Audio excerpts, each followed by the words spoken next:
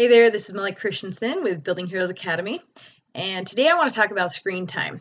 Now, I know screen time can be a very controversial subject, but I just wanted to bring up a few points to help us think about being more intentional with the screen time in our family. And I know it's going to look different for all of us, and I know parents are going to have that decision to make for their own families about what is best. Now, screen time, the problem with screen time is that it's generally a passive activity that entertains your kids. But the problem is that it messes up or artificially stimulates those chemicals in our brains that make us feel good with all the entertainment, and it kind of changes the way your brain develops and works, really. So there have been studies done that say that kids with a lot of screen time actually have delayed cognitive development, even if they're playing educational games.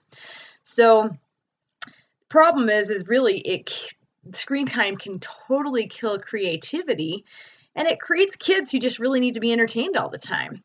So here are a couple signs to know if your kids are getting too much screen time. So number one, and I watched for this in my kids too, I limited it quite a lot in my house because I have found that a lot of these things come with very little screen time. If I'm watching and I'm paying attention. So number one is when my kids are getting too much screen time, they cannot think of anything else to do when they have free time. They can only think of getting on the computer or playing an app or whatever, or watching a movie, and it's killed their creativity. I mean, when they should be out playing and running around, roller skating, whatever. Number two is they get mad when you tell them that their time is up. Number three is sometimes this happens when kids are getting too much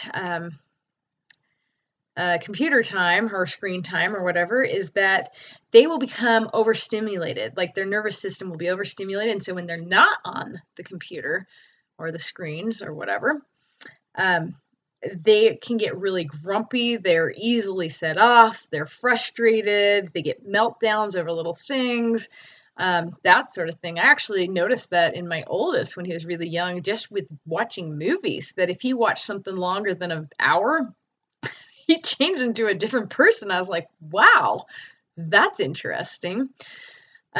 So kids really can get overstimulated by the screens, and it's almost like you're like, man, did you not get enough sleep? And even if they did get enough sleep, it's because the screens were overstimulating them too much, and they just don't know how to handle it, and they cannot control that. And number four is if they start getting attracted to screens like a moth to a flame.